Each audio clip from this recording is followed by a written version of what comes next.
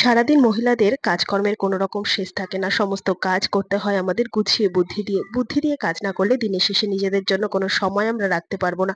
আর আজকে সেই রকমই বেশ কিছু জানা অজানা টিপস তোমাদের সাথে শেয়ার করবো, যেই টিপসগুলো ফলো করে সারাদিনের কাজ করলে সংসারের কাজ অনেকটাই সহজ হয়ে যাবে। চলো তাহলে ভিডিওটা শুরু করা যাক।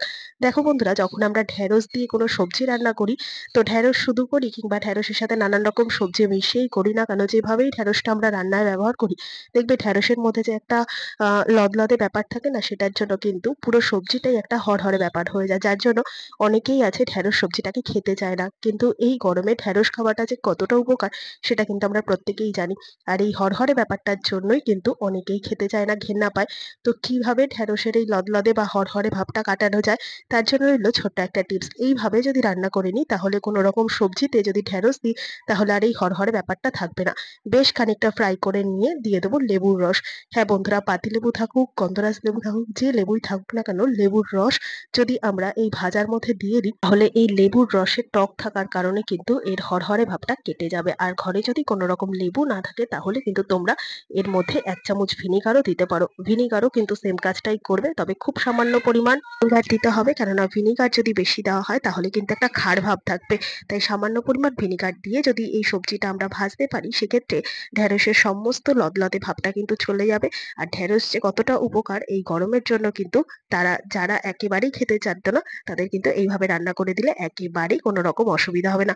টিপসটা ভালো লেগে থাকলে লাইক করে দিও। চলে গেলাম পরের টিপসে। আচ্ছা বন্ধুরা, যখন আমরা প্রত্যেকদিন দুবেলা বা 3 বেলা ভাত রান্না করি, ভাত রান্নার মধ্যে এই সামান্য কটা জিনিস কি কখনো দিয়েছি, তাহলে ভাতের স্বাদও কিন্তু বেড়ে যাবে। আবার অনেক সময় দেখা যায় চাল যদি নতুন হয়, মানে পুরনো চাল কিন্তু দেখা যায় যে ঝরঝরে ভাবটা হয়, কিন্তু চাল যদি নতুন হয় সেক্ষেত্রে দেখা যায় যতই আমরা ঠিকঠাক মতো ভাত করি না কেন, তাতে কিন্তু ভাতটা একেবারে গলে প্যাচপ্যাচে হয়ে যায়। তো যেভাবেই ভাত করি না কেন, এই সমস্যাটা কিন্তু নতুন চালে হয়।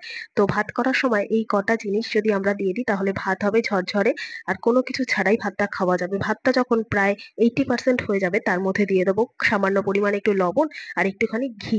তবে তোমরা চাইলে সাদা তেলও দিতে পারো। তো এই দুটো জিনিস দিয়ে ভালো করে একটু সময় ফুটিয়ে নিয়ে, তারপর নামানোর বেশ খানিকক্ষণ আগে এই ভাতের মধ্যে দিয়ে দেবো একটা তেজপাতা এভাবে ছিঁড়ে।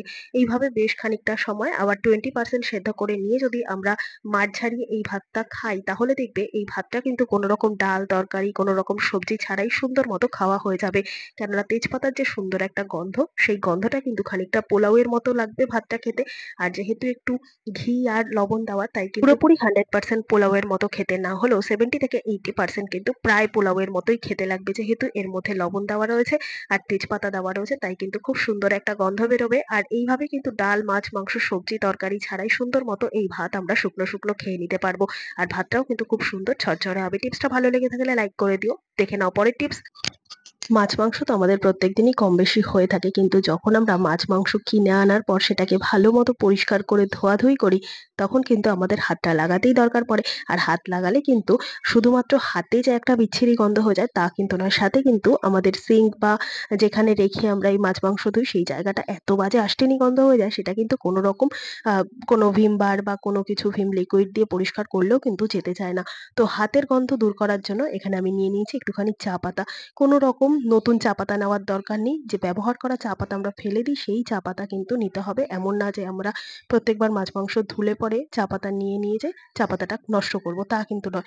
ব্যবহার করা চা পাতা ফেলে দেওয়ার আগে এরকমভাবে হাত দিয়ে ভালো করে একটু রাব করে নাও। সাথে বেসিং বা কলপাট যেখানে রেখে আমরা মাছ মাংস এভাবে ধোয়াও, সেই জায়গাটাও ভালো করে এইভাবে একটু হাতের সাহায্যে মেজে নাও। তারপর হাতটাকে পরিষ্কার জলে ধুয়ে দেখো, কোনো রকম কিন্তু আষ্টে গন্ধ থাকবে না। কোনো রকম কলপাড়ে বা সিঙ্কে কিন্তু কোনো রকম মাছি আসবে না। আর সুন্দর মতো কিন্তু একটা ফ্রেশ গন্ধ বেরোবে।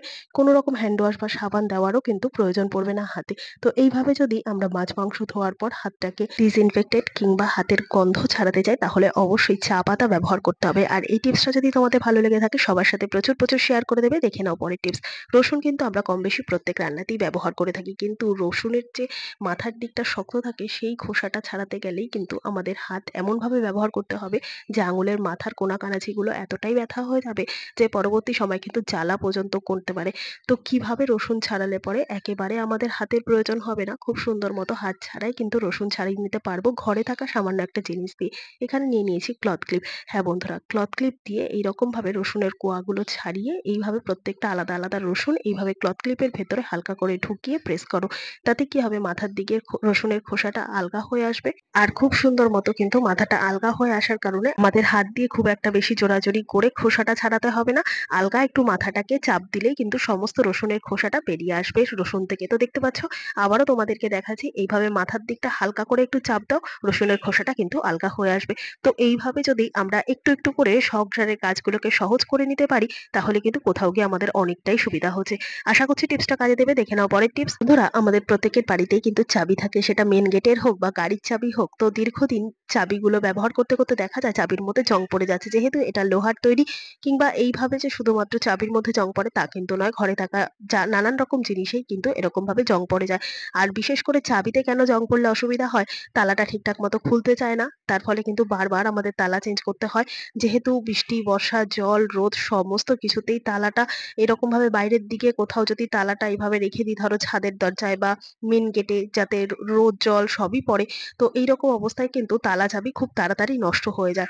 আর এইভাবে লোহার যদি চাবি জং পড়ে নষ্ট হয়ে যায়, সেক্ষেত্রে কিন্তু বারবার তালা চেঞ্জ করতে গেলে একটা পয়সা খরচা করতে হয়। যদি এইরকম ভাবে জং পড়ে যায়, তাহলে কি করব, আমি এখানে নিয়ে নিয়েছি একটা মোমবাতি। মোমবাতিটাকে দিয়ে হালকা হালকা করে এইভাবে জং পড়ে যাওয়া তালার উপর যদি তোমরা এইভাবে একটু ঘষে দাও, তাহলে দেখবে খুব সুন্দর মতো মোমবাতির ঘষার কারণে তালার উপরের দিকটা স্লিপারি হয়ে যাবে। আর স্লিপারি হয়ে যাওয়ার কারণে কিন্তু খুব সুন্দর মতো যে জং পড়েছিল, জংয়ের জন্য যে একটা তালাটা খুলতে গেলে তালাটা জাম হয়ে থাকতো, ঠিকঠাক মতো লক খুলতো না, তো এই জিনিসগুলো কিন্তু আর হবে না। খুব সুন্দর মতো একটা স্লিপারি ভাব চলে আসবে চাবির মধ্যে, আর কাজটা করতেও কিন্তু অনেক বেশি সুবিধা হবে। তো এইভাবে যদি আমাদের ফেলে দিতেই হয় তালা চাবি, তার আগে অবশ্যই এই টিপসটা তোমরা ফলো করে দেখবে, অনায়াসে কিন্তু কাজটা হয়ে যাবে।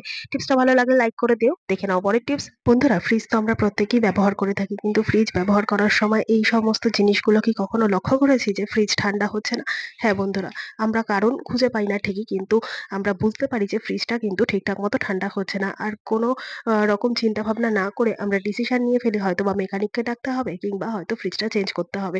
কিন্তু তার আগে আমরা ঘরেই ছোট্ট পরীক্ষাটা করে নিতে পারবো। প্রথমে দেখতে হবে ফ্রিজের দরজাটা টাইট মতো বন্ধ হচ্ছে কিনা। যদি ফ্রিজের দরজা টাইট মতো বন্ধ না হয়, তাহলে বুঝতে হবে এই দরজার মধ্যে যে গ্যাসকেট বা রাবারটা লাগানো থাকে, সেই রাবারটা ঢিলে হয়ে গেছে। আর ঢিলে হওয়ার প্রথম যে কারণটা, সেটা হচ্ছে রাবার বা গ্যাসকেটের মধ্যে প্রচন্ড পরিমাণে ময়লা জমে থাকার জন্য এটা হয়। তো এটা ঘরেই কিন্তু আমরা ঠিকঠাক করে নিতে পারবো। তার জন্য এখানে নিয়ে নিয়েছি একটা মোজা আর একটা চিরুনি। মোজার মধ্যে এইভাবে চিরুনিটাকে পরিয়ে দিতে হবে। তারপর মোজাটাকে হালকা করে একটু জল দিয়ে ভিজিয়ে নাও। তারপর এই যে রাবার বা গ্যাসকেটটা রয়েছে, এর ফাঁকার অংশগুলোর মধ্যে এইভাবে কিন্তু হালকা করে পরিষ্কার করে নেওয়া সম্ভব হয়। আর এইভাবে পরিষ্কার করে নিলে ময়লা তো সম্পূর্ণ পরিষ্কার হয়ে যাবেই, সাথে কিন্তু দরজাটাও আবার টাইট মতো বন্ধ হবে। আর বাইরে থেকে মেকানিক ডেকে এনে বা ফ্রিজ চেঞ্জ করার কথাও কিন্তু আমাদের আর ভাবতে হবে না। তো দেখতে পাচ্ছ, এই দরজার মধ্যে যে কি পরিমাণ ময়লা ছিল, এটা দিয়েই কিন্তু একমাত্র পরিষ্কার করা সম্ভব আছে। এরপর আমরা দরজাটাকে বন্ধ করে দেখবো যে দরজাটা সম্পূর্ণ বন্ধ হচ্ছে কিনা। দরজা যদি এভাবে সম্পূর্ণ বন্ধ হয়ে যায়, তাহলে বুঝতে হবে এরপর আস্তে আস্তে ঠান্ডা হবে। আর স্কিটের মধ্যে প্রচুর পরিমাণে ময়লা থাকার কারণেই কিন্তু এই দরজাটা বন্ধ হতো না, আর হাওয়া বাইরে বেরিয়ে আসার কারণেই কিন্তু ফ্রিজটাও ঠিকঠাক মতো ঠান্ডা হতো না। তো আশা করছি আজকে সমস্ত টিপস তোমাদের কাজে দেবে। ভালো লেগে থাকলে লাইক, কমেন্ট, শেয়ার করে পাশে থাকবে। আমার এই ভিডিওটা কে কোথা থেকে দেখছো কমেন্ট করে জানাতে ভুলবে না। দেখা হবে আবার অন্য কোনো ভিডিওর সঙ্গে। ধন্যবাদ।